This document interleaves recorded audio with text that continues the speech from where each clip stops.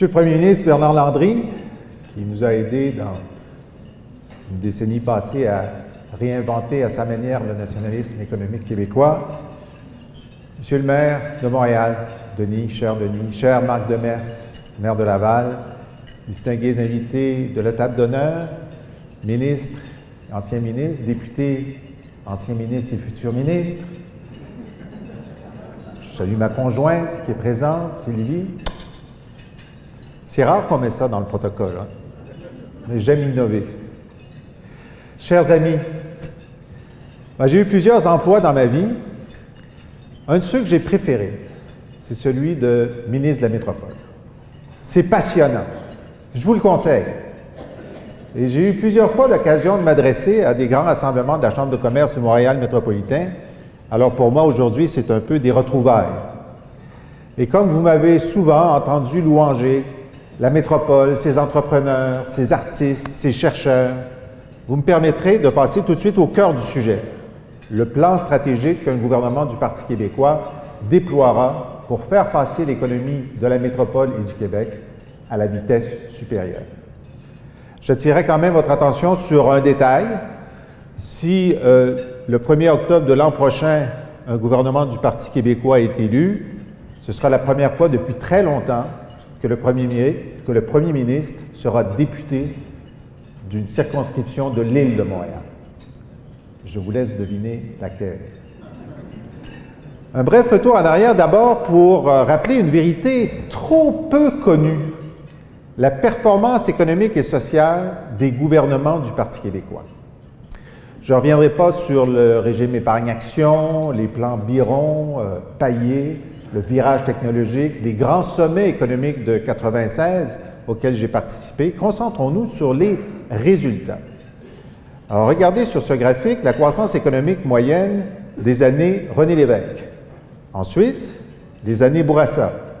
Ensuite, les années Parizeau, Bouchard, Landry.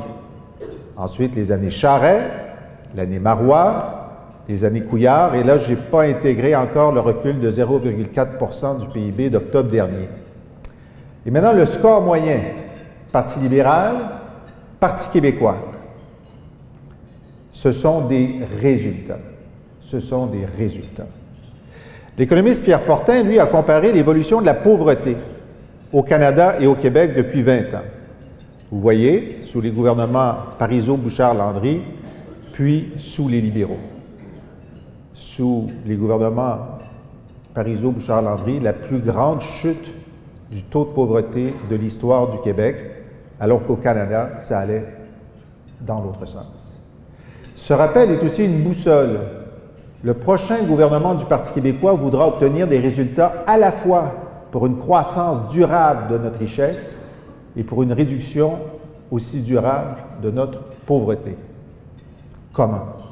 C'est la question que vous me posiez, cher Michel. Comment?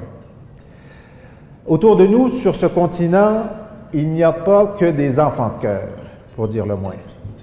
Il va falloir montrer du muscle, défendre nos emplois, nos parts de marché, pied à pied, dans les années qui viennent.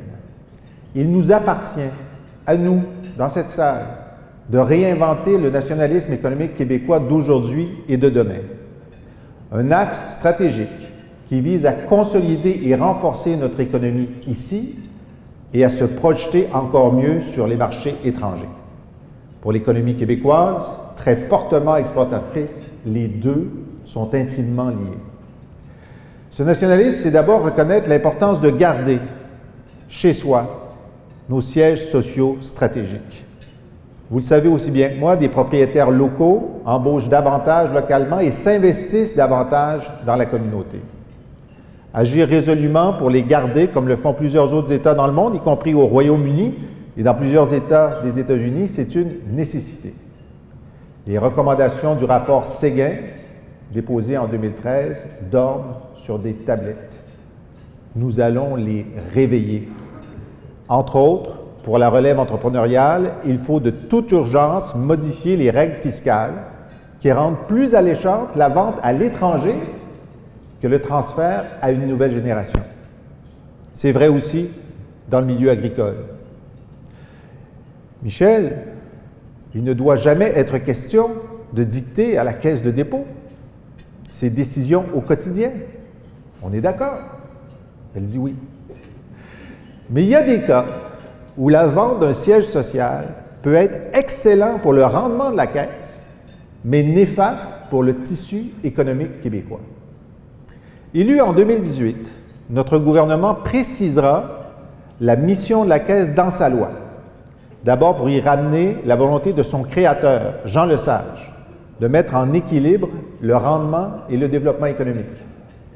Ensuite, pour ajouter à ces orientations la rétention des sièges sociaux stratégiques.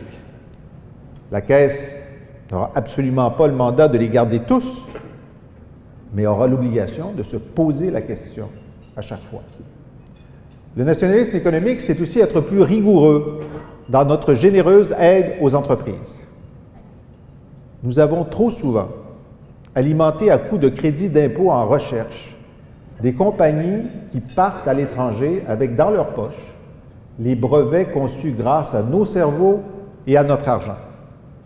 Notre appui sera désormais conditionnel. Vous restez chez nous ou vous remboursez, comptant ou en équité. On est prêt à prendre l'équité. Et si notre gouvernement venait à décider d'investir, disons, 1 milliard de dollars dans ce fleuron québécois qui est Bombardier, pensez-vous un instant qu'on oublierait d'exiger en échange des garanties responsables, raisonnables, mais réelles contre les délocalisations? Je ne pense pas. Notre vision doit être tournée vers les chantiers d'avenir, l'innovation dans tous les secteurs, l'intelligence artificielle, la médecine personnalisée, j'en passe. Mais le Québec a surtout un train à prendre, un train électrique. Le Québec doit graduellement tourner le dos au pétrole et, si je peux citer Denis Coderre, tirer la plug sur Énergie Est. On a mieux à faire. Il faut assurer l'émergence au Québec d'une grappe d'électrification des transports qui peut et doit devenir une référence mondiale. Nous avions lancé ce grand chantier. Le gouvernement Couillard a retiré 75% des sommes que nous voulions investir dans les budgets industriels de recherche et de développement. Et aujourd'hui, on me dit que l'Ontario commence à faire de l'œil à certaines de nos entreprises dans ce secteur. Pourtant, nous avons les outils, nous avons toutes les ressources, toute l'inventivité. Ne manque que la volonté politique. Elle se prépare, elle arrive. Le nationalisme économique, c'est favoriser l'entrepreneuriat sous toutes ses formes. C'est d'autant plus important que nous sommes peut-être à l'aube d'une culture entrepreneuriale sans précédent au Québec. L'étude réalisée récemment par la Caisse, Léger et l'Institut d'entrepreneuriat montre qu'il y a du mouvement. En 2009, 7% de la population adulte affirmait vouloir lancer une entreprise. En 2016, 21%. La population immigrante, 32%. Et là, tenez-vous bien, les 18 à 34 ans, 42%. On n'a jamais vu ça de notre vie de génération en génération de Québécois, que 42% des jeunes pensent créer leur entreprise. Ils ne vont pas toute la créer, mais au moins ils y pensent. Alors il ne faut pas manquer ce virage. Et pour commencer, il faut arrêter de nuire. Nos PME croulent sous une paperasse municipale, québécoise et fédérale décourageante et contre-productive. En moyenne, une entreprise consacre 100 jours ouvrables seulement à traiter ce poids administratif. Des normes, il en faut pour assurer la qualité des produits, les droits des salariés, protéger l'environnement, oui. Mais à l'ère du numérique, comment expliquer que Québec et les municipalités n'aient pas informatisé et simplifié leur rapport avec les entreprises? J'annonce que la politique priorité PME et d'allègement réglementaire sera rattachée dans notre gouvernement, pas à un ministère à l'autorité limitée, mais au bureau du premier ministre. Et un de nos premiers gestes sera de casser ce que j'appelle la culture du racket à Revenu Québec, plusieurs fois dénoncée par le protecteur du citoyen. Moi, fils d'entrepreneur, j'entends la grogne partout au Québec face aux tactiques douteuses de Revenu Québec et nous allons y mettre un terme. Pour préparer notre action, j'ai désigné au sein de notre caucus 3 entrepreneurs qui ont chacun monté leur PME et conseillé des entreprises du démarrage jusqu'au brevet, en distribution alimentaire, en vente au détail et en haute technologie. Je vous les présente et je leur demande de se lever. Le député de Sanguinet, Alain Terrien, de Chicoutimi, Mireille Jean, et de René Lévesque, Martin Ouellette. L'équipe Priorité PME.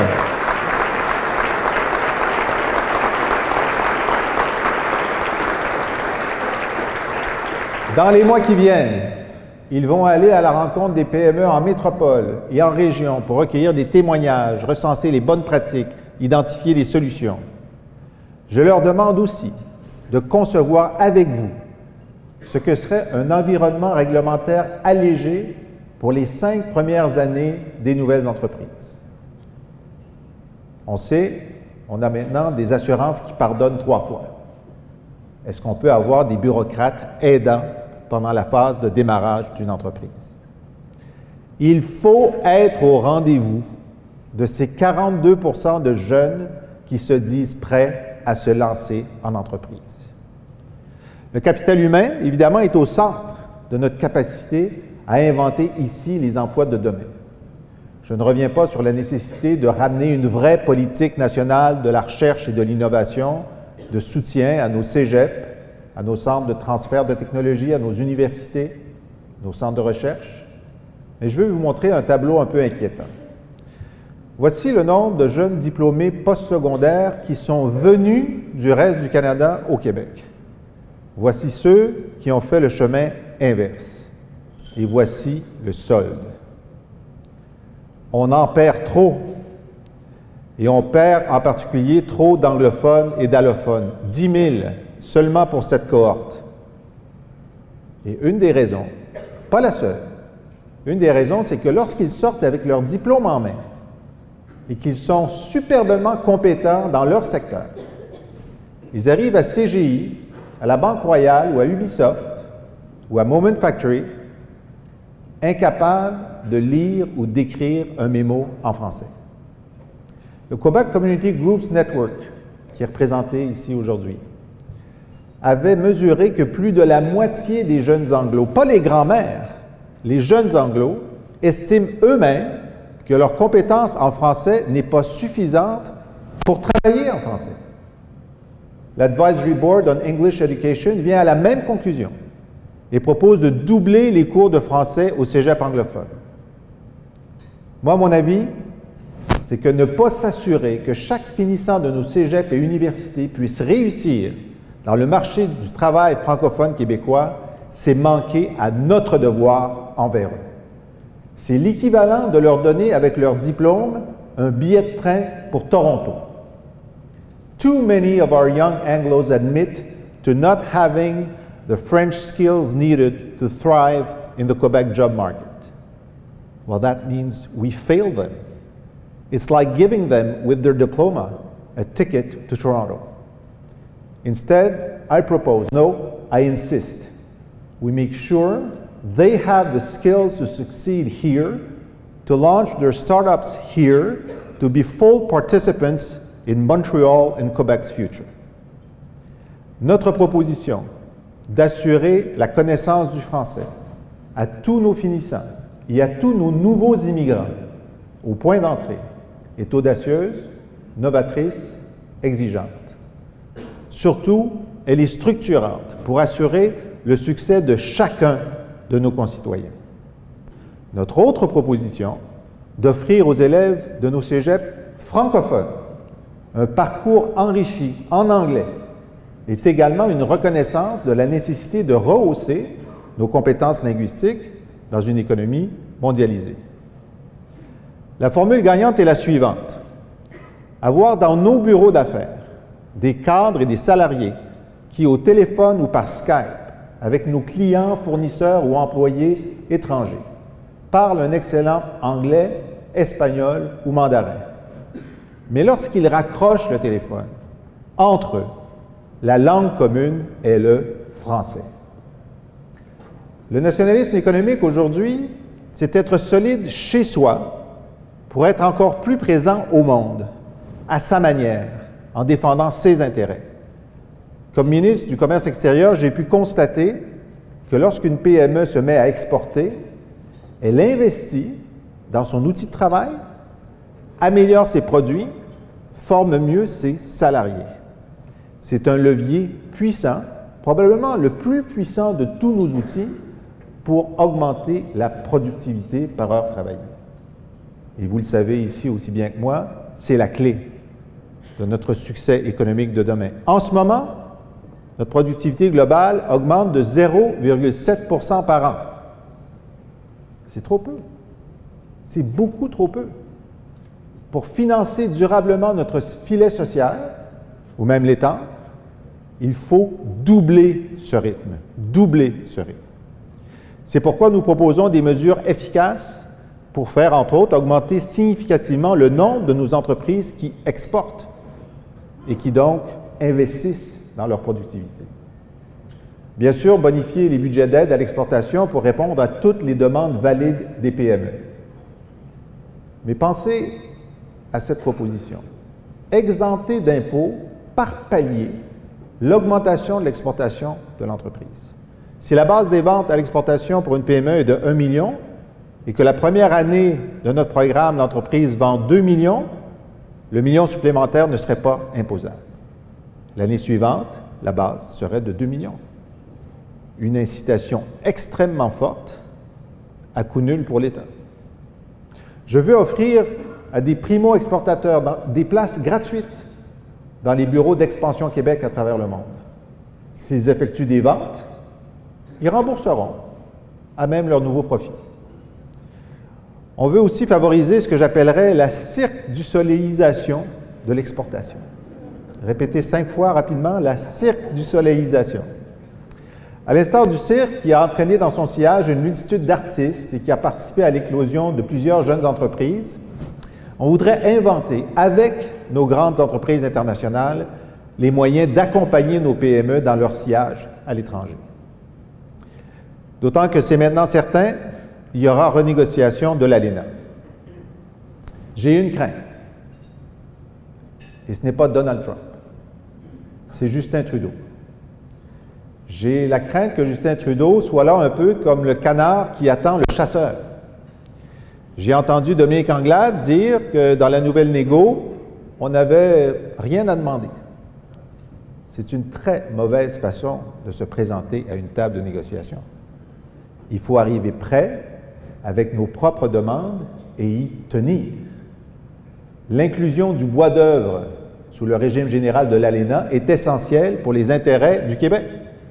Son exclusion nous a coûté 20 000 emplois récemment. Et surtout, il faut fermer la porte aux quotas, cette porte que Justin Trudeau a ouverte il y a quelques mois. Il faudrait aussi en profiter pour éliminer les recours investisseurs contre États qui n'ont pas leur place dans des États de droit solides comme le Canada, le Québec et les États-Unis.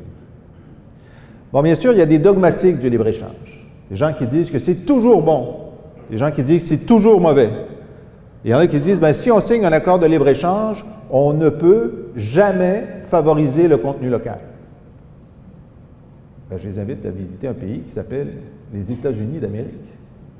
Ils en signent des accords de libre-échange et pourtant, ils ont le Buy America Act.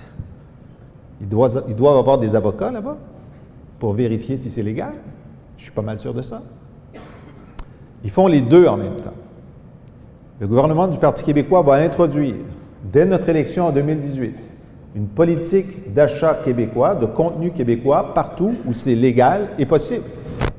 Quand la ville de New York achète des rames de métro, elle réclame 60 % de contenu américain. C'est pour ça que Bombardier a une usine à Plattsburgh. Sinon, tout serait fait à la pocatière. Alors, j'ai un peu de difficulté à comprendre pourquoi on investirait 5,5 milliards de dollars dans un réseau de transport à Montréal sans réclamer de contenu québécois. Je n'arrive pas à comprendre ça. Pour vous consulter et proposer ce que serait le plan d'affaires d'une politique de contenu québécois, j'ai désigné l'ancien ministre des Finances, Nicolas Marceau. Nicolas, lève-toi.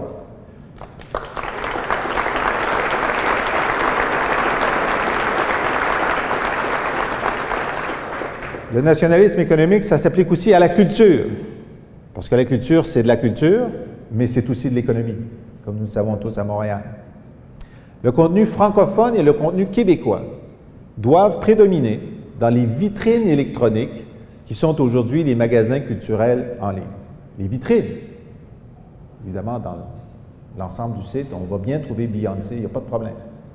Mais sur la vitrine, la taxe de vente doit s'appliquer à tous ceux qui vendent chez nous, sur la rue ou en ligne. Vous pensez que c'est impossible de faire plier des géants étrangers qui, pour l'instant, ont une longue partie gratuite? Impossible? C'est ce qu'ils avaient dit à Gérald Godin, qui avait pourtant amené les puissants studios américains à diffuser le même jour, ici au Québec, les versions anglaises et françaises de leurs nouveaux films. C'est ce qu'ils ont dit impossible à Louise Baudouin, qui a pourtant convaincu Microsoft et Apple à diffuser le même jour les versions francophones et anglophones de leurs nouveaux logiciels. Mettre le point du Québec sur la table.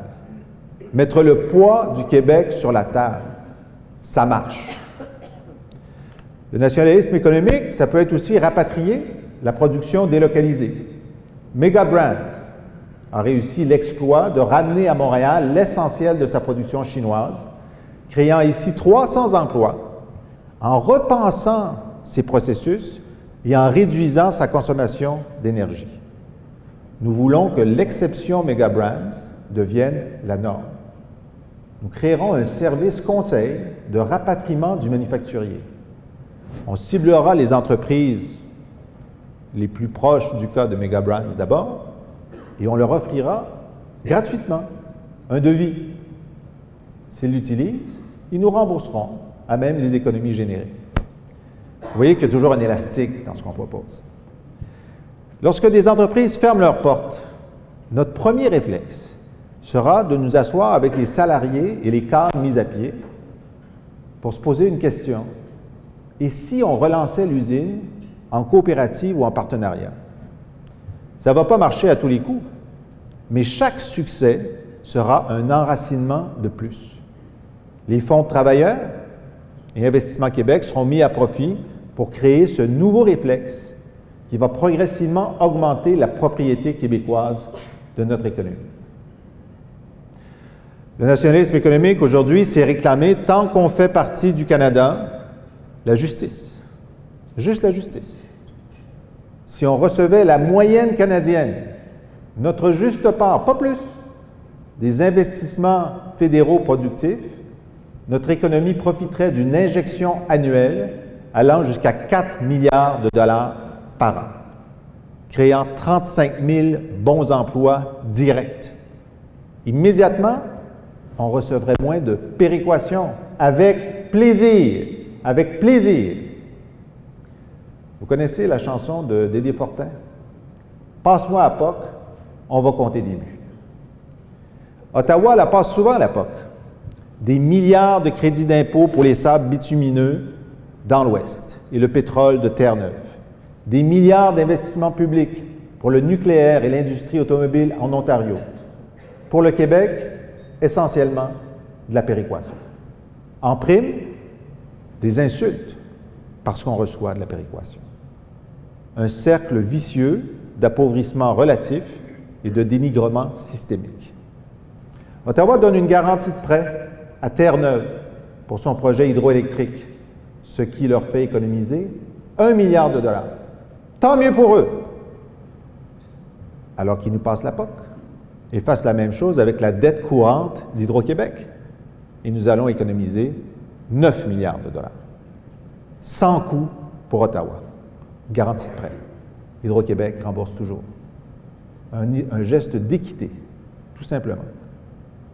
Le plus grand investissement de l'histoire du Canada est commencé.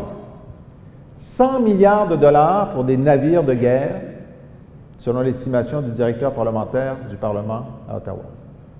Notre part à nous, les contribuables québécois, 20 milliards. Ottawa prend 20 milliards et il nous en rend 600 millions à Lévis. Alors, suivez bien la pièce de théâtre. Premier acte, près de 20 milliards de nos impôts vont créer d'excellents emplois à Halifax et Vancouver. Deuxième acte, Ottawa va constater qu'il se crée beaucoup plus d'emplois là-bas que chez nous et pour compenser, va nous envoyer de la péréquation. Troisième acte, beaucoup de gens au Canada anglais vont nous traiter d'assistés sociaux du Canada. Non. Non. Ça ne se passera pas comme ça. On doit tous se tourner vers Ottawa et demander notre juste part d'investissement productif. Nous n'allons pas être les dindons de la farce dans cette opération. Et nous allons, avec les gens d'affaires de Montréal, continuer à nous opposer à cette obsession torontoise de créer une commission des valeurs mobilières canadiennes. Le système actuel fonctionne très bien.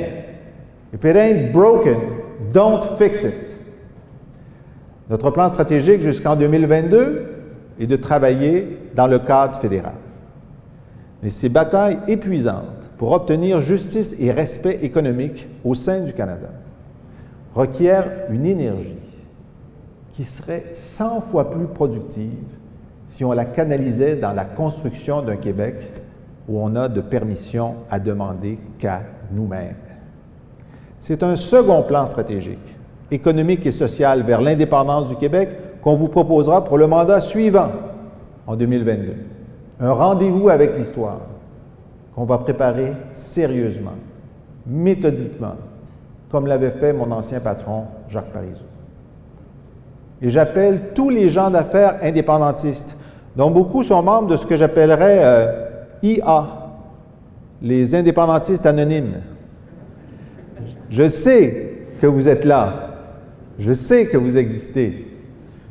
Je les appelle donc à me contacter pour qu'on prépare ensemble le succès économique d'un Québec indépendant. Mais pour l'heure, mes amis, nous avons un objectif pressant. Préparer et porter au pouvoir, en octobre 2018, un nationalisme économique moderne, robuste et ouvert. Ce nationalisme a une maison, le Parti québécois. Il doit avoir des partenaires, les acteurs du dynamisme économique que vous tous, dans cette salle, incarnez.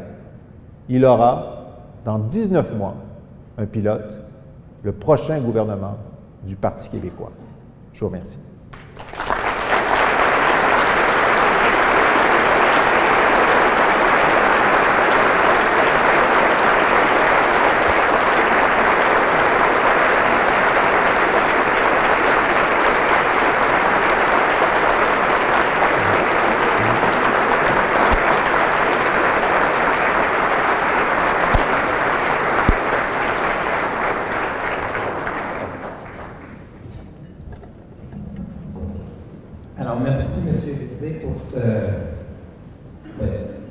Cette allocution.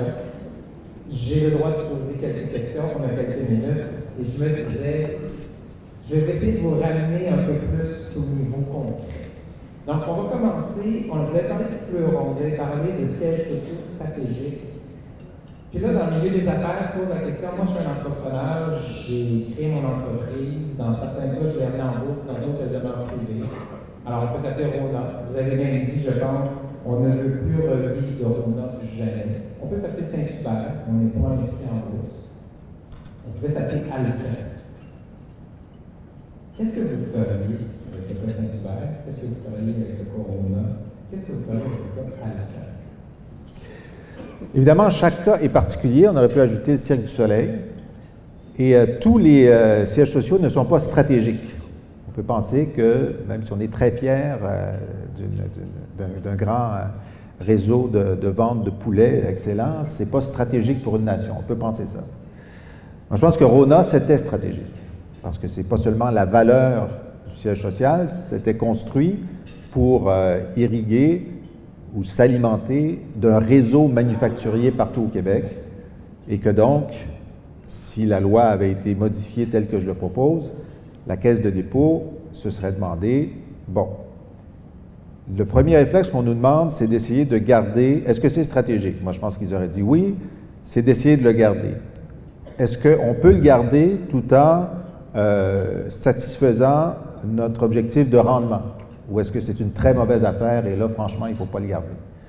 Donc, ces critères-là doivent exister. Évidemment, ce qui s'est produit, c'est que Philippe Couillard, avant même d'être premier ministre, a dit qu'il aurait fallu le vendre, même la première fois, quand c'était hostile. Alors, tout le monde a compris que c'était avant. Et donc, Investissement Québec s'est départi de son bloc d'action. Donc, on a fait la mariée belle pour la vente.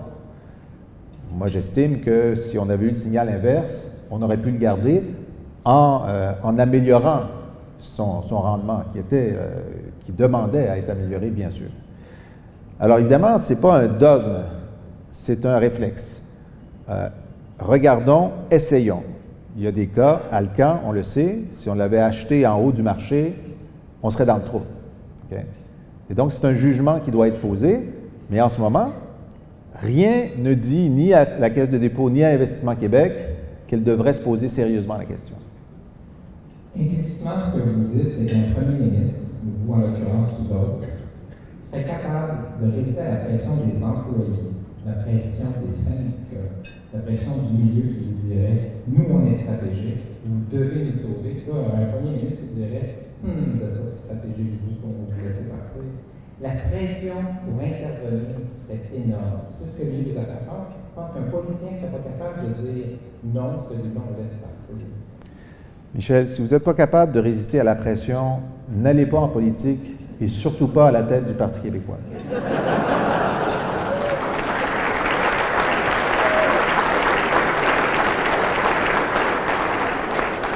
Réponse à dire. Néanmoins, qu'il me mette sur ma main. Main-d'œuvre étale. Vous en avez peu parlé du dossier de l'immigration. Pourtant, on sent que dans l'environnement actuel, les questions identitaires, il y a beaucoup de sensibilité à ce dossier-là de l'immigration.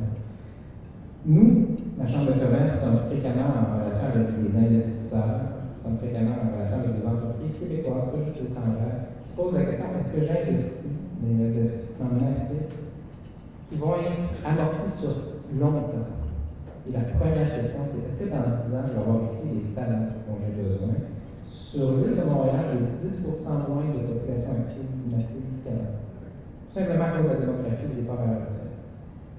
Est-ce qu'on devrait accueillir plus d'immigrants au Québec? Est-ce qu'on devrait en accueillir plus à Montréal si ça devient une condition nécessaire pour obtenir les investissements? Moi, je crois qu'au cours des 15 dernières années, on a commis collectivement une très mauvaise action. Lorsque les libéraux ont décidé de faire passer de 30 000 par année à 50 et plus 1000 par année le nombre d'immigrants, sans s'assurer de leur donner les outils du succès, sans s'assurer de reconnaître leurs qualifications professionnelles, leurs diplômes, sans s'assurer qu'ils parlent la langue du travail au Québec, ils ont provoqué une hausse du chômage chez les immigrants au Québec qui est intolérable. Ils ont fait en sorte qu'on a plein d'ingénieurs qui conduisent des taxis, des techniciennes en laboratoire qui servent aux tables. Et ça, c'est une mauvaise action. Alors moi, ce que je veux, c'est le succès de chaque immigrant qui vient au Québec. Et ce succès, il passe par une acquisition du français, un meilleur pairage entre leurs qualifications qu'il faut reconnaître et l'emploi. Et lorsque les missions sont faites dans plusieurs pays, et je veux qu'ils soient le plus nombreux possible, où l'employeur est en contact direct avec le chercheur d'emploi, peut voir son CV, peut constater sa qualité et l'embaucher directement, mais là, on vient de préparer le succès d'un immigrant. Et donc, ce n'est pas une question de nombre, c'est une question de succès. On en accueillerait moins, on en accueillerait plus? On accueillerait des succès. Cependant, il y a d'autres choses à faire. Moi, je pense qu'en ce moment, pour le renouvellement du bassin de population active, ce n'est pas une bonne idée de décourager les parents de classe moyenne d'avoir plus d'enfants parce que ça coûte trop cher à la garderie. Ce n'est pas une bonne idée de dire qu'au début de chaque année, ça coûte 300 $ de fourniture scolaire. Il faut continuer sur cette lancée qu'on avait lancée avec notre politique familiale qui a donné beaucoup plus d'enfants québécois. Ça aussi, c'est une façon d'avoir des gens qualifiés. Nous proposons aussi, dans notre proposition, d'ouvrir nos cégeps et nos universités à des étudiants étrangers qui ont le français comme première ou seconde langue, les accueillir, donner plus à un enfant brillant haïtien qu'à un fils de millionnaire français, pour faire en sorte qu'ils soient diplômés chez nous, donc il n'y a pas de problème de reconnaissance des diplômes, et ils aient le goût de s'établir chez nous. Il faut trouver les chemins du succès pour l'immigration. Ce n'est pas en augmentant les seuils puis en disant « vous allez vous débrouiller, on verra ce qui se passe, qu'on va aider ni la société d'accueil, ni les immigrants. » On va parler un peu de fiscalité, une fameuse impôt. On a un impôt sur les entreprises ici, tout combiné d'environ 27 %. On a un président américain qui vient d'entrer en fonction, qui a prévu de le baisser à 20 % aux États-Unis, alors que le présentement est à 40 %. Donc, ça va être un choc à la baisse très important. Vos chiffres tout à l'heure, c'est intéressant sur les étudiants qui restent ou qui ne restent pas ici. Vous avez parlé de la reconnaissance du français. D'autres me parlent du fait qu'ils savent très bien compter, puis quand ils regardent combien ils gagneraient ailleurs, combien ils resteraient à plein coup, c'est très tentant d'aller dans le reste du Canada par l'opposition à rester au Québec. Le taux marginal d'imposition est à 53 %. Oui, ça a été monté par le fédéral récemment, en haut de 50 %. Oui. Vous étiez contre ça à une certaine époque, Michel? Archi contre ça. OK. Ce que je veux savoir, c'est vous, estimez-vous qu'on paye trop d'impôts au Québec? Moi, j'estime qu'en ce moment, la fiscalité des entreprises québécoises est compétitive, en particulier pour l'investissement nouveau, où il est à peu près à 12 %, extrêmement compétitif. Alors, je pense qu'on peut réaménager à l'intérieur de l'assiette fiscale des entreprises pour rendre ça plus efficient, mais certainement, le fardeau global de nos entreprises, il est compétitif tel qu'il est. J'aimerais ça, moi, que tout le monde paie beaucoup moins d'impôts, mais ce que je vois, c'est que la priorité absolue, c'est qu'on n'ait plus jamais au Québec un grand débat public sur la maltraitance de nos aînés dans nos CHSLD. Ça, là, ce n'est pas à la hauteur d'une société moderne, démocratique et riche comme le Québec. On est tellement coupé que ce soit un sujet de débat national. Alors, des services publics plus efficaces, mais utilisons notre impôt pour réinvestir dans la santé, pour nos aînés, pour l'éducation, tous ces psychoéducateurs qui ont été mis à la porte, ces orthophonistes, etc. Ce ne sont pas tous des pseudos, il y en a des très très bons, je vous jure. Et c'est là qu'il faut investir. Et moi, je pense qu'il n'est pas question d'augmenter les impôts. Je pense qu'il faut, comme plusieurs autres sociétés, continuer à discuter de l'imposition des gains de capitaux. Continuons à en discuter. J'écouterai vos propositions là-dessus. Mais sur le reste, je veux remettre de l'argent dans les poches des familles. Je veux remettre de l'argent dans les poches de ceux qui ne pourront pas combler l'augmentation prévue de 400 $ par année de la facture d'épicerie. Je veux faire en sorte que tous ceux qui ont caché de l'argent à l'étranger sachent que le temps de la mollesse est révolu et que ce n'est pas vrai qu'en ce moment, là, si vous avez caché de l'argent à l'étranger et que vous déclarez, vous ne payez pas d'amende. Extraordinaire. Moi, je leur dis, là, dépêchez-vous à le ramener parce qu'il va y avoir un chronomètre. Puis plus vous tarderez à le ramener, plus l'amende sera salée. Et nous avons des conventions fiscales avec la Barbade que nous avons adoptées par mimétisme total avec Ottawa. L'Assemblée nationale, unanime, a demandé à Justin Trudeau de fermer ce paradis fiscal. Ils ont refusé. Je pense que le Québec doit considérer de dénoncer l'application pour l'impôt québécois de ces paradis-là. On va finir avec une question. C'est pas large, mais je vous entends sur un point précis au début. Parlons de Montréal, la région métropolitaine, parlons de projet. Alors, ma question très précise, c'est qu'il y a un consensus très puissant qui était largement documenté il y a quelques mois sur le projet du réseau électrique métropolitain de la baisse. On arrive récemment avec un rapport du BAC qui soudainement semble faire passer ce projet comme étant un projet anti-écologique, un projet non nécessaire et presque un mauvais projet.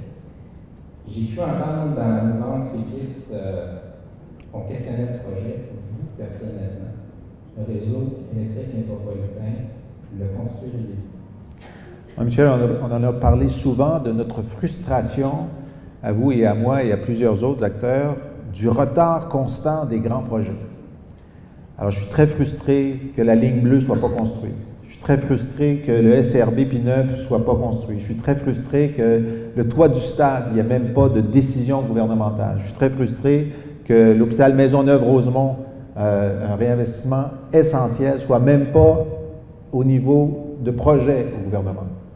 Et je suis très content qu'on décide collectivement de mettre plus de 5 milliards de dollars dans le transport en commun à Montréal. Ça me réjouit absolument. Et je veux que ça se fasse le plus vite possible. Mais lorsqu'il y a des questions de fond qui sont posées, je me dis, est-ce qu'on peut prendre quelques semaines pour y répondre? Parce que nos décisions doivent être les plus rapides et efficaces possibles, mais fondées sur les faits. Fondées sur les faits. Moi, je n'ai pas aimé la façon dont le BAP a été rejeté du revers de la main par un certain nombre de gens. Je ne vise personne, okay?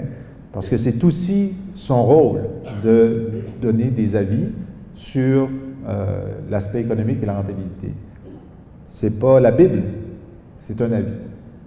Je pense qu'il y a des questions qui ont été posées là qui méritent réponse. Le problème avec la Caisse, c'est qu'elle est juge et partie. Je n'ai aucun doute que ce projet est excellent pour la Caisse. Excellent. La façon dont c'est monté. Est-ce qu'il peut être bonifié? Je pense que oui. Qui est le tiers crédible? C'est pas la Caisse. On nous dit que ce n'est pas le BAP. C'est pas le maire Coder, c'est pas le maire Demers qui diverge. Est-ce que ça va être l'Agence régionale de transport métropolitain? Qui est le tiers crédible? À la fin, politiquement, il faudra trancher. Il y aura des inconvénients, il y aura des avantages. Il faut décider que la balance des avantages est plus grande que les inconvénients et on prend la décision. Il n'y aura jamais unanimité, il y aura toujours des questions posées.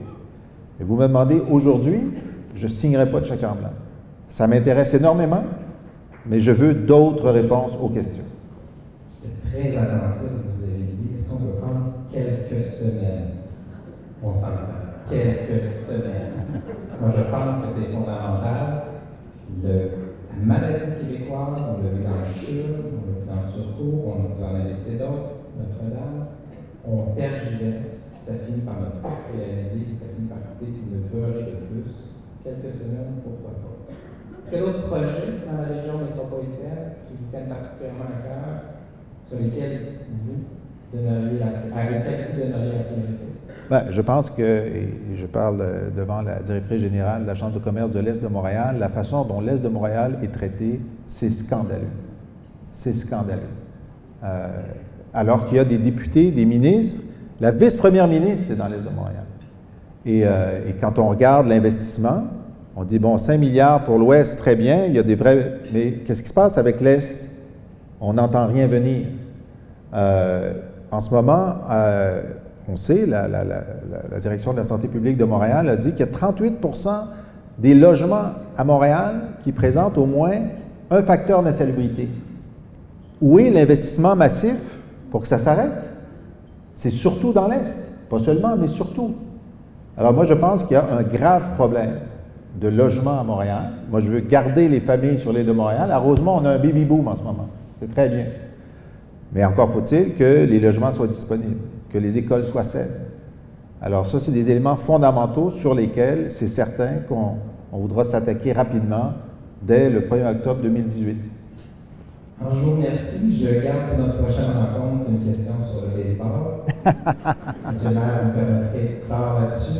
Alors, merci beaucoup, M. Lisette, de vous être prêté au jeu et à tous, je vous souhaite le meilleur des appétits. Merci. Merci, Michel.